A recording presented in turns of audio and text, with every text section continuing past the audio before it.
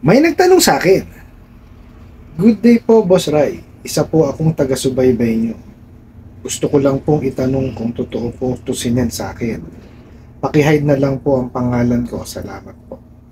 This is from Philippine Law of BSP, number 150521. A company with Credits Investigation Corporate, CIC. Regarding to Mr. CP number, scam several lending application. You are one of her provided guarantor. A person called the guarantor who binds himself to the debtor to fulfill the obligation of the principal debtor. In case the latter should fail to do so, a guarantor is an insurer of the debt and essentially guarantees that the debt will be paid one way or another. For short, if our client failed to pay his/her loan account today, you will be the one who shoulders his/her debt because you are one of his guarantor. To address.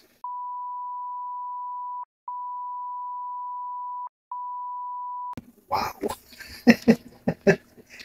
Ibang klase po itong natanggap nyo na na mensahe. Pero bago ho natin sagutin itong mensahe na to, bitahan ko muna sana kayo na pakisuportahan yung aking mga social media account sa YouTube, Facebook, and TikTok. Okay, himayin po natin, no? Itong pinadalang message ko sa inyo, itong lukulukong ulan na to. Okay. Alam nyo po na mali na agad. Okay po. Kasi yung mensahe ay galing daw po sa BSP. Galing daw po sa Philippine Law Office, BSP. Wow. Teka na. Tapos, accompanied pa po ng Credits Investigation Corporate, CIC. Mali. Sus Mariusip naman, no? Ano CIC? Credit Investigation Corporate. Ano kayo ng kamote talagang mga ola kayo? Alam niyo ba talaga ibig sabihin ng ano? CIC? Ay siya. Credit Information Corporation. Yun po ang ibig sabihin ng CIC. Hindi yung Credits Investigation Corporate. Bugok. Kaya walang maniniwala sa inyo eh. Oh, lintik na yan. Oh, tapos sasabihin pa ho, guarantor daw kayo. Sana ka ng kamote. Oh, meron ho bang guarantor sa mga ola? Wala ho. Bakit? Bakit ho walang guarantor sa mga ola? Okay. Ganito lang ho kadali yan. Okay. Personal loan ho yan or salary loan. So, maiksing panahon lang. Bakit kailangan ho ng guarantor? Di ba? Tsaka ho ang guarantor, sinisi-ay din ho yan at bine-verify. At pumipirma ho yan sa kontrata. Oh. Meron ba kayong pinapirmahang kontrata dun sa guarantor na sinasabi nyo? Wala. Dinefine nyo pa kung ano yung guarantor. Mali-mali naman. Oh. Ang guarantor po, no, tama, siya ho ang naggagarantiya, no, na makakabayad po yung kliyente. Pero, dapat ho, default na siya. No, kumbaga, na-exhaust nyo muna lahat nung paraan ninyo ng paniningil doon sa kliyente po ninyo bago nyo puntahan yung guarantor. Hindi ho kagaya ng co-maker yan. Ang co-maker ho, parehas ng liability. O, ang guarantor po, sa huli na yan. Sa huling-huli nyo, pagka nag-default na, nagawa nyo na lahat ho yung mga pamamaraan nyo ng paniningil. May pag-guarantor pa kayo, mali-mali pa yung mga grammar. Oh.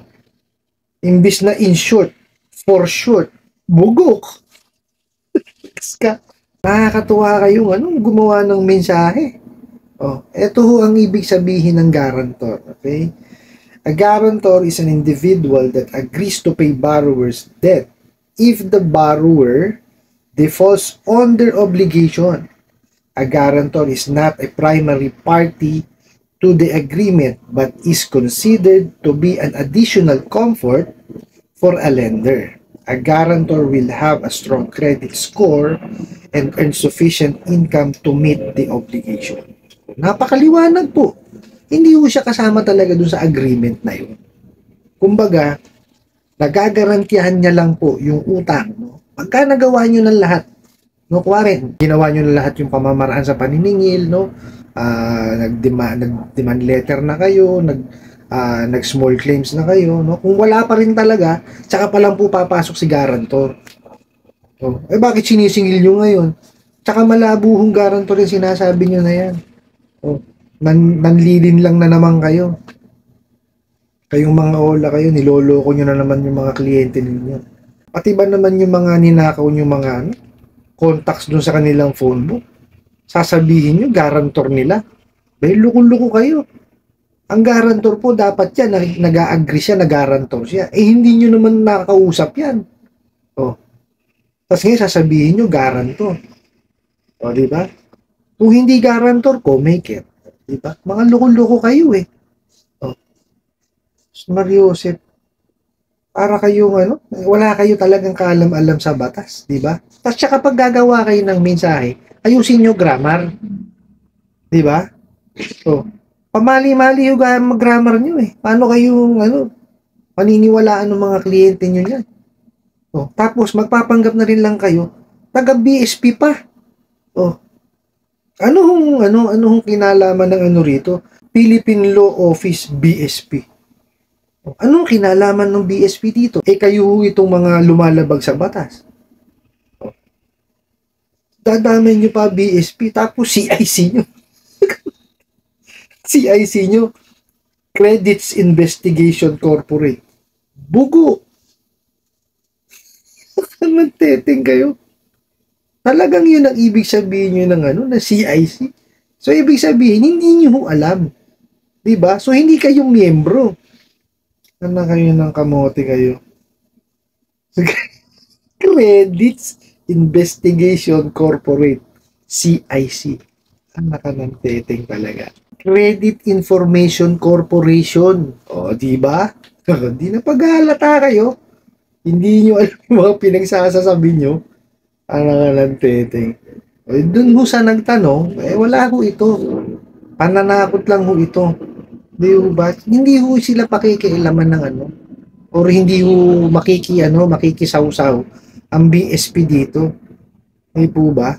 Kasi unang-una, bakit mali yung sinasabi nila na siya ay taga Philippine Law Office ng BSP. Okay.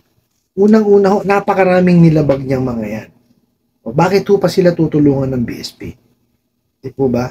Dapat ang hinahire po nila is pribadong abogado. Hindi ho yung magpapanggap pa sila na sa law office ng BSP. O, tapos katawa ako dito. A company with Credits Investigation Corporate. O, di ba mali ho? O, hindi ho nila alam kung ano-anong mga sangay ng gobyerno yung sumasaklaw ho sa lending, financing, tsaka bangko. O, Credit Information Corporation po ang ibig sabihin ng CIC. Doon po nakalagak lahat yung mga basic information ng mga mga kliyente ng mga miyembro ng CIC. Anak na yung kamote. Anong kinalaman ng CIC doon sa Di po ba? Pagka sumablay sa paghuhulog, ayan po, i-report nyo ho sa kanila, bibigay nyo yung basic information. Kung submitting entity kayo. Para ho yung mga accessing entity, nakikita po kung sino yung may mga mga unpaid na na utang. Bakit to pinantatakot nyo pati yung CIC? Mali naman yung nilagay nyo. Credits Investigation. Bugo. Taragis kayo. Tapos sasabihin nyo, pag-guarantor yung minessage nyo. Samantalang ninakaw nyo lang naman yan dun sa phone book ng kliyente nyo. Ang guarantor po, dapat alam niya, guarantor siya. Mariosep, alamin nyo ho kasi batas, hindi yung ganyan na tira kayo ng tira. Nakakahiya kayo. Papautang kayo, hindi nyo alam ang batas. Sa CIC ako natawa eh. Credits investigation eh. Corporate. Di ba? Napasayahin nyo yung, yung Sabado ko. Di ba? Grabe yung mga, talagang, pinamumukha nyo sa mga, mga kliyente ninyo. Natanga kayo, no? Kayong mga ola kayo, no? Wala, mema lang talaga kayo eh, no? Eh, dun ho sa nagtanong, wala ho ito, no? Hindi naman ho kayo po pwedeng idamay nitong mga to kung kayo ho yung sinasabing garantor ko, no? Ang utang ho, no? Dapat ho ang sinisingil niyang mga ola na yan. Kahit saan ho tayo makarating, basta ho utang. Ang sinisingil ho is yung, nanghiram, yung kliyente, yung principal borrower. No? Hindi ho kailangan singilin yung kung sino man ho yung nasa contacts. Sasabihin pa guarantor daw o co-maker o kung ano-ano pong tawag nila. So maliwanag lang ho na wala ho silang alam sa paniningil. No, wala nga ho silang alam sa sa pagpapautang eh. O di po ba? Maski nga ho yung mga sangay ng gobyerno na nakakasakop po sa pagpapautang, hindi nila alam ang tawag eh. O di po ba? So huwag niyo ho siyang intindihin. Ngayon, dun ho sa sa involved ho dito yung nanghiram, pag-ipunan nyo po't bayaran nyo siya. No? One shot lang ho, wag ko kayo magpa-parcel. Kasi pag nag-parcel kayo, mapupunta lang ho yan doon sa interest. Ano po, tapos pag nabayaran nyo na siya, no, message nyo sila, o bayad na ako, email nyo. No, pakita nyo yung screenshot or yung yung picture ng proof of payment ninyo. At wag na ho kayong tatangkilik ulit dyan sa mga yan. Tigilan nyo na ho yan ng mawalan na ho kayo ng sakit ng ulo. Kasi pag inulit nyo lang ho yan, sasakit ulit ang ulo ninyo. Hindi po ba? Dapat madala na ho kayo. No? Isang beses is na po. Tama na ho yung isang pagkakamali. Huwag nyo na hong ulitin. Kasi pagka inulit nyo ho yan, sinasadya nyo na talagang sumakit ang ulo ninyo. O di po ba? Huwag nyo nang tangkilikin para humatigil na ho yung mga kalokohan yung mga ola na ho na yan. No? Ito mga ganitong klase ng mensahe, hindi yung pinagpapapansin. Pinagtatawanan lang ho ito. Dapat ho ginugil niyo ho eh. Ano ho ibig sabihin niya nung nung credits investigation corporate eh. Di po ba? Saka ho ang guarantor dapat alam niya. No, hindi po pwede na tinuro lang kita kahit di nyo nakakausap guarantor. Hindi po pwede. Ano po? I hope nasagot ko po itong katanungan na to at sana po makatulong. Maraming salamat po sa inyong walang sawang pagsuporta at panonood sa aking mga videos. Maraming salamat po sa inyong pag-like, pag-share, pag-comment at pagtatanong. Kunin ko na rin po itong opportunity na to para imbitahan kayo na pakisuportahan po yung aking mga social media account sa YouTube, Facebook, and TikTok. Hanggang sa muli po, yun lang.